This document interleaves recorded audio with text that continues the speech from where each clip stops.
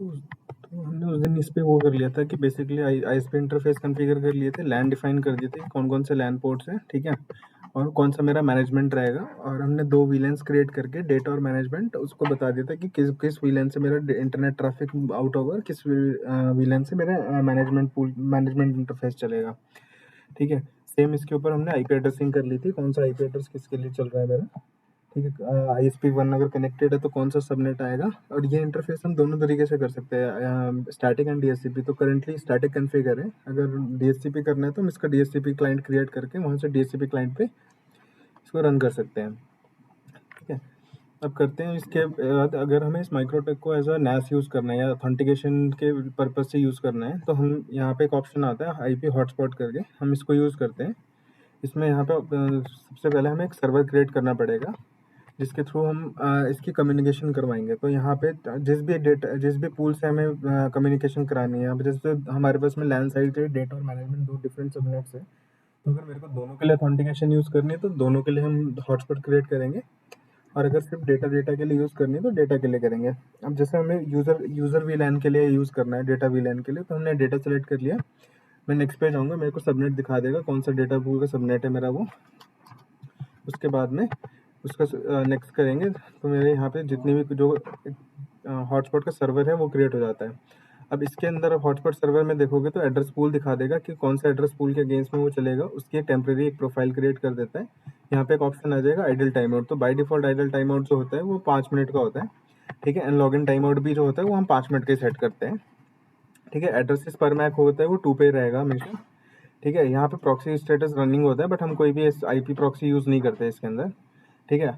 सो hotspot server के अंदर सिर्फ यही कॉन्फ़िगरेशन रहती है। आफ्टर दैट सर्वर प्रोफाइल आएगा। सर्वर प्रोफाइल के अंदर ये पुरानी है, ये वाली प्रोफाइल के अंदर हम लोगों को सबसे पहले तो रेडियस इनेबल करना पड़ता है, और जो भी इन टर्म अपडेट होता है, मतलब मेरा जो अपडेट पैकेट जो जाएगा, जो मेरे रेडियस सर्वर के पास में कोई भी अपडेट पैकेट जाएगा वो कितनी देर में पहुंचना चाहिए, ये ये वहाँ पे अपडेट होता है, ठीक है? इन टर्म अपडेट पैकेट हम 5 मिनट में भेजते हैं, ठीक है? नैस पोर्ट है मेरा, वायरलेस रहेगा। मैक फॉर्मेट अगर हमारा सिस्टम जिस भी फॉर्मेट में सपोर्ट करता है वो सेलेक्ट करते हैं, तो हमारा जो है वो सेमी कॉलन वाले फॉर्मेट्स में सपोर्ट करता है, ठीक है?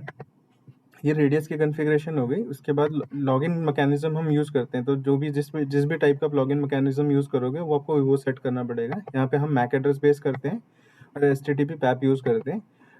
HTTPS हम इसलिए HTTPS के लिए यूज़ कर सकते हैं, बट उसके लिए हम लोगों को HTTPS का सर्टिफिकेट डालना पड़ता है, तो हम लोग वो यूज़ नहीं करते, ठीक है? मैक कुकीज़ जो होता है इसका पर्पस क्या होता है कि मान के चलो कोई एक सेशन बना मेरे पास में, या कोई ऑथेंटिकेशन मेरे पास एक बन गई, तो वो क्या करता है, टेम्परेरी मैक कुकीज़ स्टोर करके रख लेगा अपने पास में। नेक्स्ट टाइम जब वो वही सिस्टम रिक्वेस्ट भेजेगा ऑथेंटिकेशन के लिए, तो वो रिक्वेस्ट डायरेक्टली माइक्रोटेक अपने पास से सर्व कर देगा, वो मेरे रेडियस सर्वर तक रिक्वेस्ट नहीं भेजता है, ठीक है?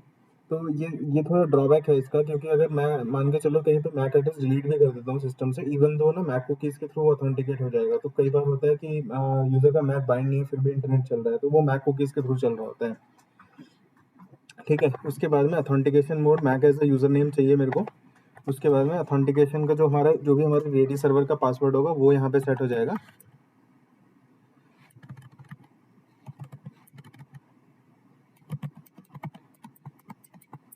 ठीक है?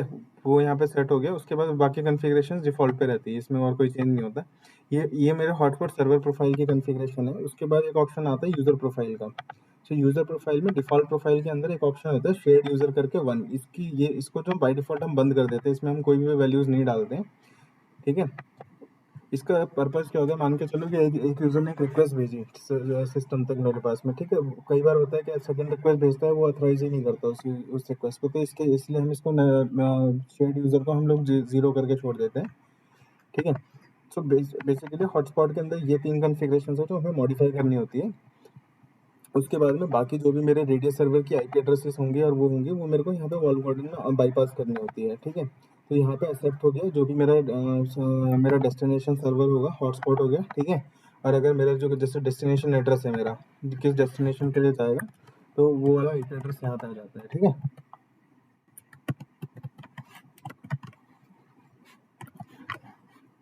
ठीक है? वो यहाँ पे आ जाता है, सेम मेरे को सेम ऑटोमेटिकली वो वॉल गार्डन में यहाँ पे आ जाता है। जब मेरा ये रूल एक्टिव होगा तो ऑटोमेटिकली ये वाला जो रूल है ये भी अलाउ हो जाएगा मेरा वहाँ पे, ठीक है? अब क्या होता है, मान के चलो कि मैंने एक बताया था कि मैक कुकीज़ का एक ऑप्शन होता है हमारे इसमें। अगर मैं मैक कुकीज़ इनेबल करूँगा ना, तो होगा क्या कि जैसे ही मान के चलो मेरे पास फर्स्ट ऑथेंटिकेशन रिक्वेस्ट आई, ठीक है? पहली जैसे ऑथेंटिकेशन रिक्वेस्ट आएगी, वो इसकी एक यहाँ पे एंट्री बना लेता है, यूज़र, डोमेन और मैक एड्रेस, और कब वो एक्सपायर होगा। सेम ना मैक कुकीज़ में भी एक टाइमर होता है कि कितने टाइम के बाद में वो एक्सपायर होगा, ठीक है? तो वो 24 घंटे हो सकता है या 48 घंटे हो सकता है। वो जो भी उसका टाइमर सेट होगा, वो उसके अकॉर्डिंगली उसका टाइमर एक्सपायर करता है मैक कुकीज़ का, ठीक है? जैसे ये देखो, एचटीटीपी कुकी लाइफ टाइम कितना 3 दिन की है। मतलब एक बार अगर वो एंट्री बन गई इसके अंदर, तो 3 दिन तक सस्टेन करेगी सिस्टम के अंदर। तो 3 दिन तक मान के चलो, अगर 3 दिन के बीच में अगर कोई इसका मैक एड्रेस डिलीट भी कर देगा ना, तब भी वो वाला वो डिवाइस मेरा ऑथराइज़ होता रहेगा, वो बिना मैक एड्रेस से बाइंड करे भी ऑथराइज़ हो जाएगा। इसीलिए हम इसको यूज़ नहीं करते हैं, ठीक है? बाकी जो आईपी बाइंडिंग होती है, अगर कोई मेरे होस्ट एंट्री बनी है और मान के चलो कि मेरे को उसको स्टैटिकली बाइंड करना है, तो मैं आईपी बाइंडिंग का यूज़ करता हूँ। अभी यहाँ कोई एंट्री है नहीं तो दिखेगा नहीं, ठीक है? तो हॉटस्पॉट के अंदर सिर्फ ये कॉन्फ़िगरेशंस होती हैं, जैसे आप हॉटस्पॉट कॉन्फ़िगरेशंस करते हो, ऑटोमेटिकली फायरवॉल के अंदर ये सारे रूल्स बाय डिफ़ॉल्ट क्रिएट हो जाते हैं, ठीक है? इसमें कोई भी मैनुअल रूल नहीं बनता, तो ये जितने भी हैं, ये नेट रूल बाय अपने आप क्रिएट हो जाते हैं। सेम मेरे पास में कौन-कौन से पोर्ट मेरा अलाउ होने चाहिए, कौन से रिजेक्ट होने चाहिए, या किसका पैकेट ड्रॉप होगा, वो सारे के सारे रूल्स जो है, ये हॉटस्पॉट के अगेंस्ट में अपने आप ही क्रिएट होते हैं। उसके बाद में सबसे लास्ट में मेरे पास में रेडियस का ऑप्शन आता है। सो तब तक कम्युनिकेशन एस्टेब्लिश नहीं होगा जब तक मैं रेडियस में डिफाइन नहीं करूंगा कि मेरा इनकमिंग आउटगोइंग इंटरफेस कौन सा है, ठीक है? किस आईपी के ऊपर मेरे रिक्वेस्ट होनी है, किस पोर्ट नंबर पे उसको जाना है, ठीक है? तो यहाँ पे हॉटस्पॉट का ऑप्शन आता है। यहाँ पे गया, यहाँ पे जो भी मेरा आईपी एड्रेस है सर्वर का, ठीक है, जो भी मेरे सर्वर का आईपी एड्रेस आ गया, और जो मेरा शेयर सीक्रेट है यहाँ पे, ठीक है, जो भी मेरा रेडियस का पासवर्ड होगा, वो ये अप्लाई होगा जब तक, अनटिल अनलेस अब ये एंट्री क्रिएट नहीं होगी ना, मेरे हॉटस्पॉट की रिक्वेस्ट कभी जाएगी ही नहीं।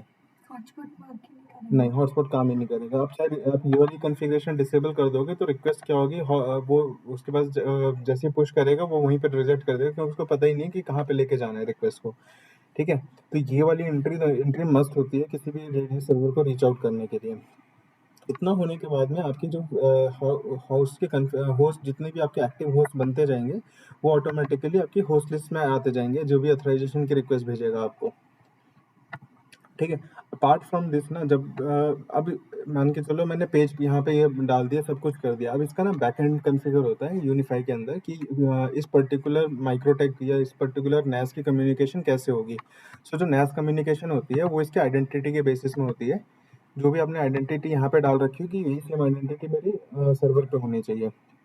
अनटिल अनलेस की आइडेंटिटी मिसमैच होगी, वो आपको हमेशा एक एरर पुश करेगा, नेस आईडी नॉट कॉन्फ़िगर्ड करके वो पुश कर देगा, क्योंकि उसको पता ही नहीं है कि ये यहाँ पे जो आइडेंटिटी है वो उसके सर्वर पे होगी नहीं, तो वो आपको एरर शो करना शुरू कर देगा। तो मान के चलो यहाँ पे मैंने कोई भी एक आइडेंटिटी डाल दी, ठीक है, ठीक है? इस टाइप से मैंने एक आइडेंटिटी डाल दी, यही सेम आइडेंटिटी मेरी सर्वर पे होनी चाहिए, ठीक है? जैसी जब ये आइडेंटिटी मैच हो जाती है, आइडेंटिटी मैच होने के बाद क्या होगा, कोई भी रिक्वेस्ट आएगी, तो इस जो सर्वर का जो स्टेटस होगा ना, वो सबसे पहले मेरे रनिंग स्टेट में आएगा वहाँ पे। जैसी कोई भी रेडियस रिक्वेस्ट जाएगी, मेरा NAS जो है वो रनिंग स्टेट में आएगा। आफ्टर रनिंग स्टेट में आने के बाद में कोई भी सेशन होगा, उसकी रिक्वेस्ट मेरे ऑथराइजेशन या अनऑथराइज के लिए पुश होगी सिस्टम से, ठीक है?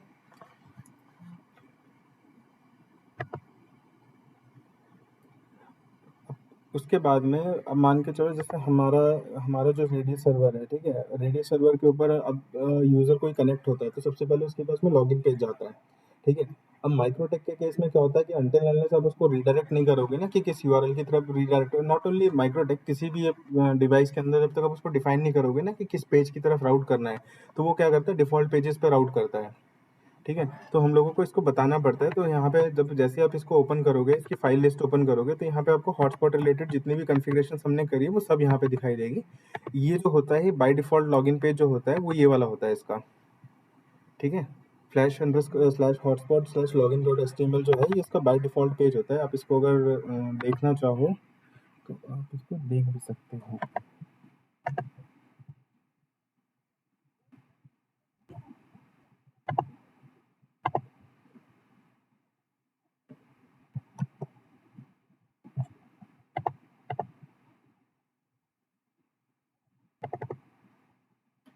ठीक है?